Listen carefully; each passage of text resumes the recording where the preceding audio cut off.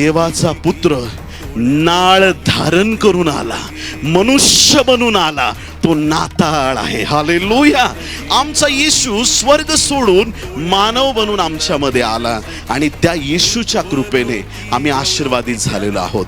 आमची पातकं त्या वधस्तंभावर त्यांनी वाहून नेली. आमच्या बदलीचं मरण त्यांनी घेतलं. आम्ही मरणार होतो, पण तो आमच्यासाठी मारला गेला आणि जीवन आम्हाला प्राप्त झालं. आमेन.